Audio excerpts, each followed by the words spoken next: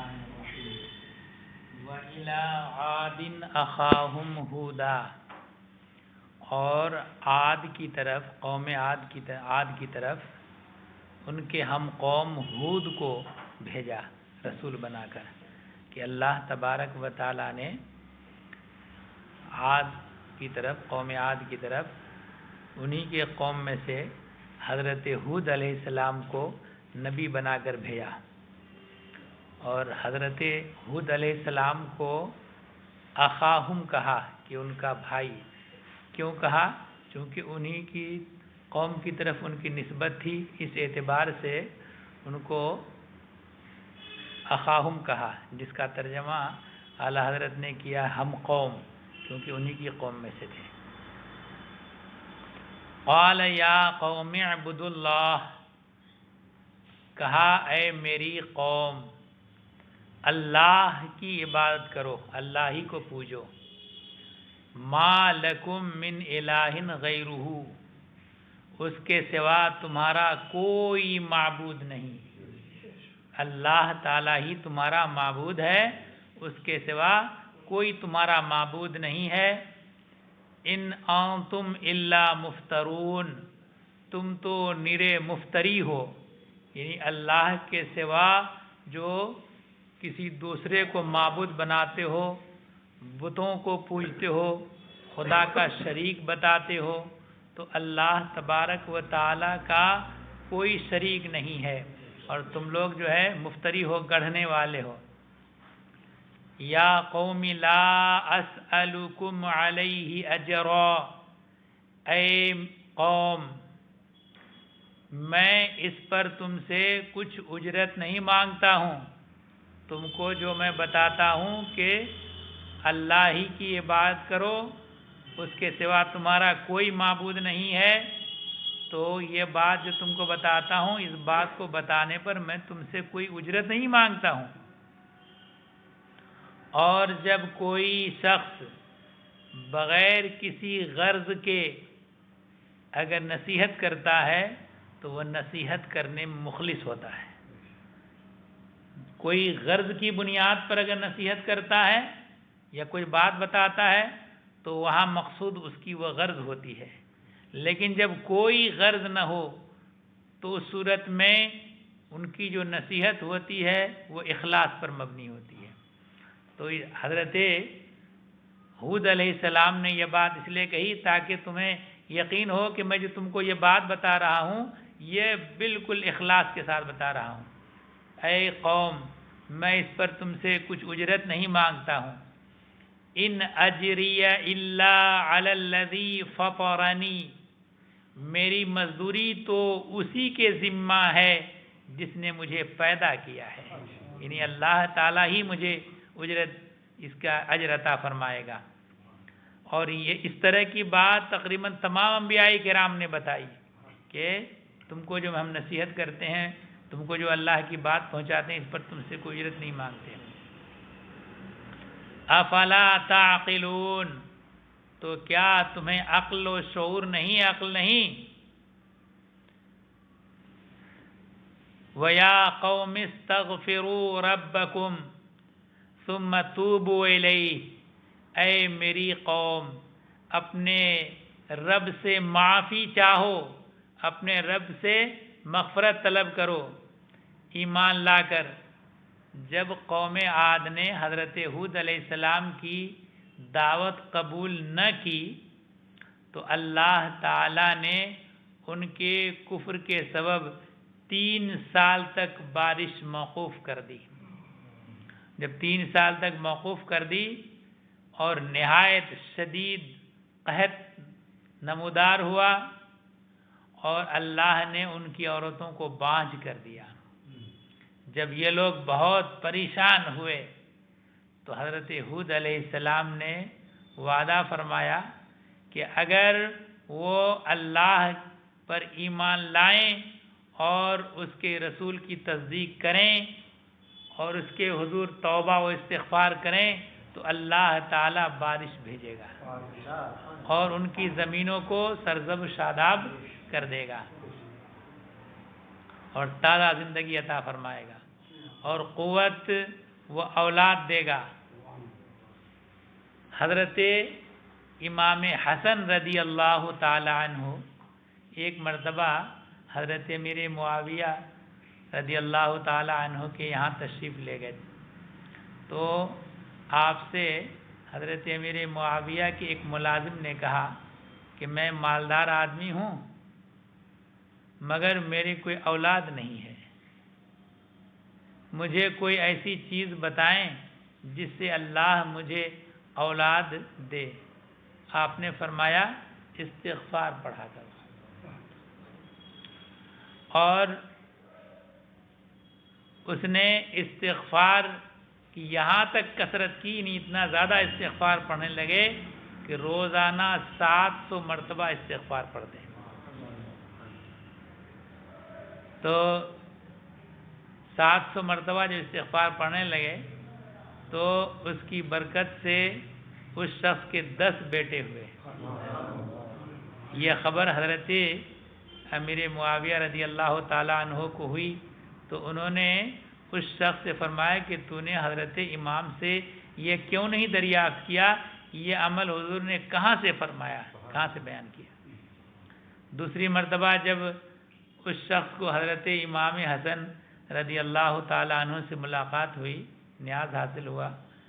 تو اس نے یہ دریافت کیا کہ امام نے فرمایا، جب انہوں نے پوچھا کہ یہ عمل کہاں سے بیان فرمایا ہے تو حضرت امام حسن رضی اللہ تعالیٰ عنہ نے فرمایا کہ کیا تو نے حضرت ہود علیہ السلام کا قول نہیں سنا جو انہوں نے فرمایا کہ یزیدکم قوتاً الی قوتکم، اسی میں ہے کہ اللہ تعالیٰ قوت پر قوت بڑھا دے گا، اور حضرت نوح علیہ السلام کا یہ ارشاد کہ یمددکم باموال و بنین، کہ وہ تمہاری مدد کرے گا مال سے اور اولاد سے۔ یہ تم نے نہیں پڑھا کہ جب زیادہ استغفار کرو گے تو اللہ تعالیٰ تمہیں مال اور اولاد سے تمہاری مدد کرے گا؟ تو معلوم ہوا کہ استغفار زیادہ پڑھنے سے اللہ تبارک و تعالیٰ کثرت رزق عطا فرماتا ہے اور اس سے اولاد بھی عطا فرماتا ہے۔ کہ یا قوم استغفروا ربکم، اے میری قوم اپنے رب سے معافی چاہو، ثم توبوا الیہ، پھر اس کی طرف رجوع لاؤ، یرسل السماء علیکم مدرارا ویزدکم قوتا الی قوتکم، تو تم پر زور کا پانی بھیجے گا اور تم میں جتنی قوت ہے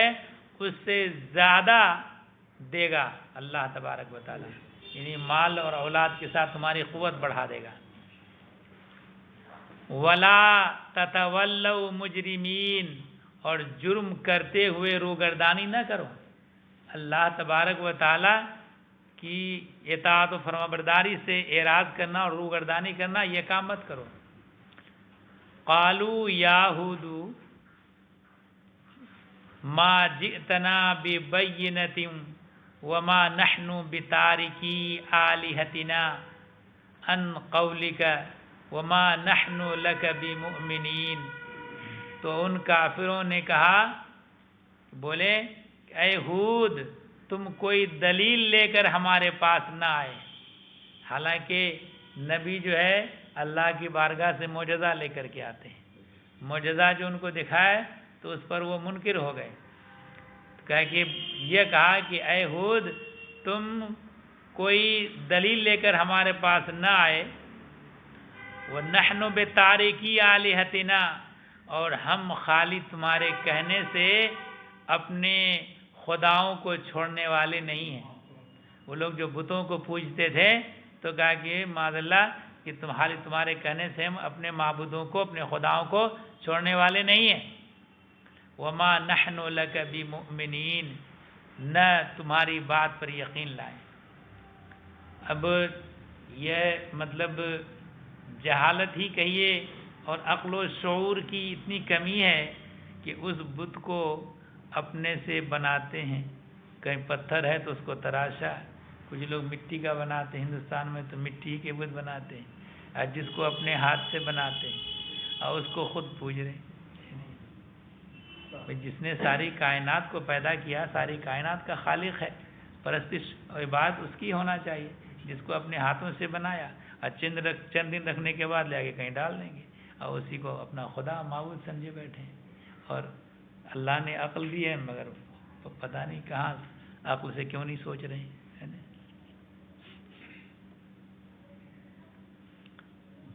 ان نقول الا اعتراک بعض آلہتنا بسوء، ہم تو یہی کہتے ہیں کہ ہمارے کسی خدا کی تمہیں بری جھپٹ پہنچی، معاذ اللہ ان کا یہ کہنا کہ تم جو ہمارے بتوں کو برا کہتے ہو تو یہ کسی بت اور کسی معبود کی تمہیں جو ہے بری جھپٹ پہنچی ہے، اور اس وجہ سے تم دیوانہ ہو گئے اور دیوانگی میں یہ سب باتیں کہہ رہے ہو، معاذ اللہ ثم معاذ اللہ، ہے نا؟ اور حضرت صدیق اکبر رضی اللہ تعالی عنہ کے بارے میں ہے کہ وہ بتوں کی فضیحت ظاہر کرنے کے لیے انہوں نے کہا کہ میں بھوکا ہوں، مجھے کھانے کو دو، تو بت کیا وہ اپنا دو، کچھ حرکت نہیں۔ تو پھر اس کے بعد وہ کہا کہ اچھا تم کچھ نہیں کر سکتے تو میں تمہیں توڑتا ہوں، تم اپنے کو بچا لو، تو وہ بھی نہیں کر سکتے، ہے نا؟ تو ظاہر سی بات ہے کہ کوئی اپنے اوپر سے ایک مکھی کو نہ ہانک سکے تو وہ کسی کو کیا بھلا یا برا کر سکتا ہے نا؟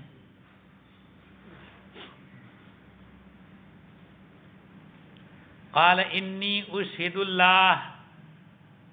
کہا میں اللہ کو گواہ کرتا ہوں، واشہدوا انی بریء مما تشرکون،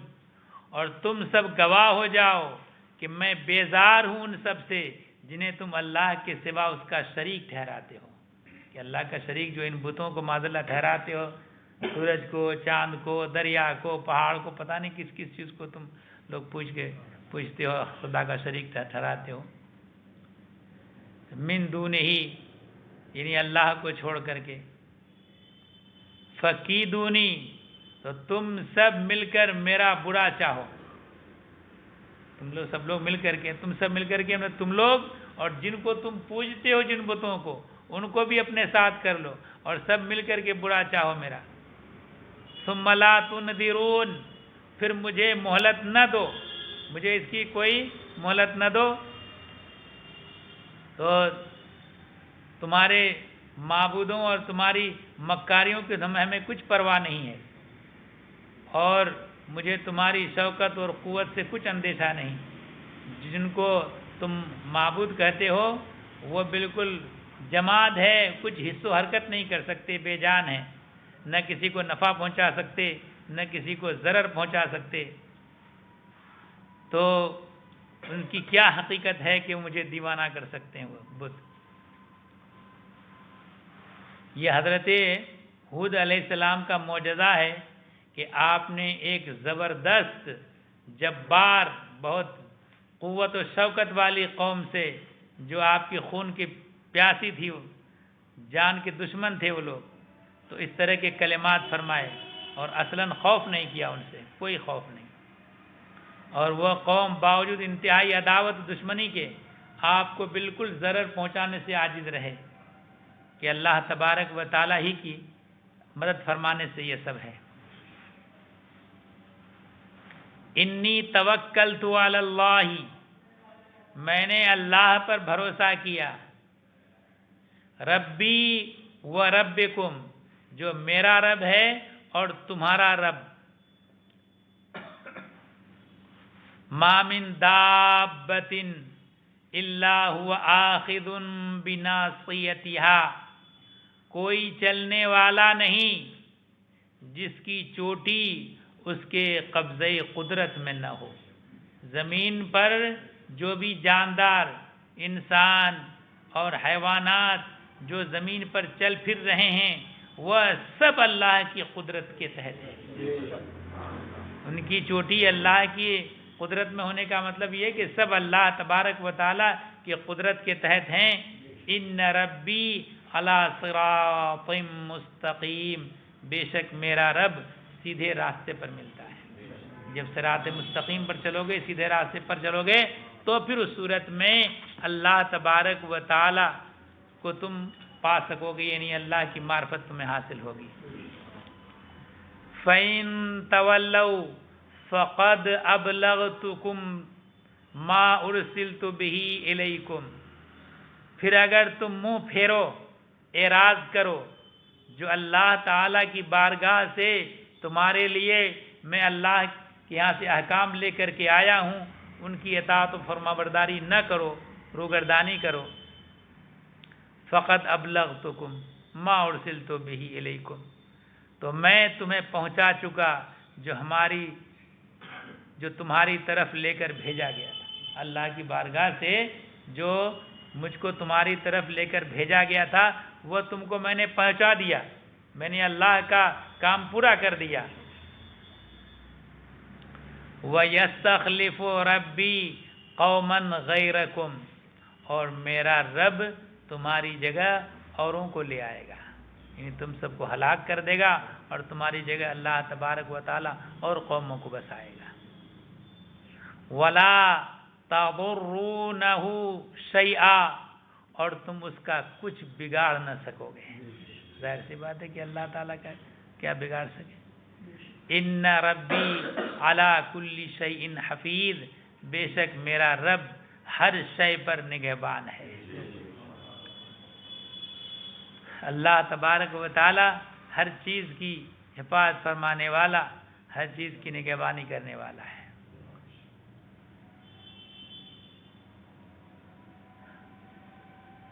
اور کسی کا قول فعل اس سے مخفی نہیں۔ جب قوم ہود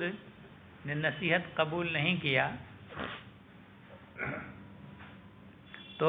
اللہ تبارک و تعالیٰ کی بارگاہ سے ان کے عذاب کا حکم نافذ ہو گیا۔ فرمایا وَلَمَّا جَاءَ أَمْرُنَا نجینا ہودا والذین آمنوا معه برحمت منا، اور جب ہمارا حکم آیا ہم نے ہود اور اس کے ساتھ کے مسلمانوں کو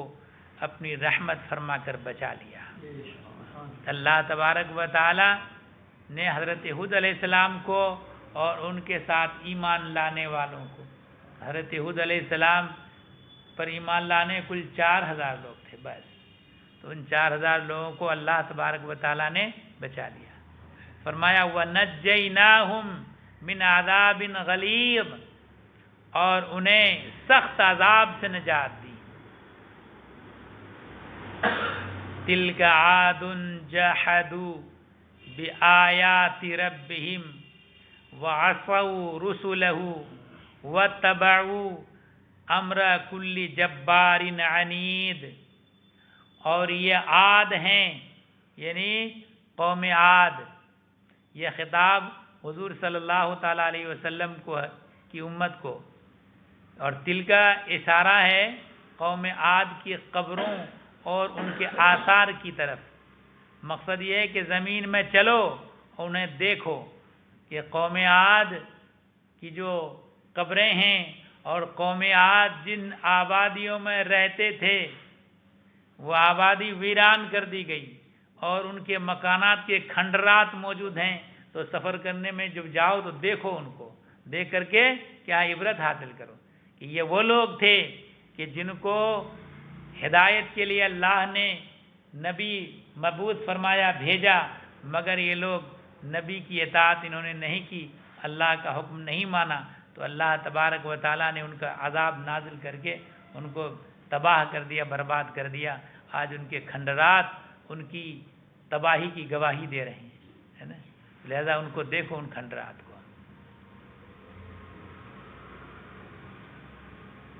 تو کہا کہ یہ عاد ہیں کہ اپنے رب کی آیتوں سے منکر ہوئے، وَعَصَوْا رُسُلَهُ،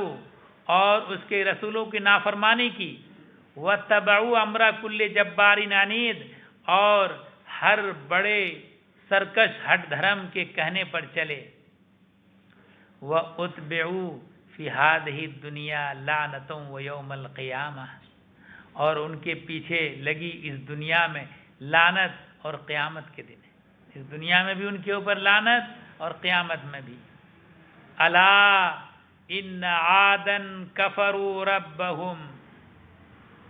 سن لو بے شک عاد اپنے رب سے منکر ہوئے.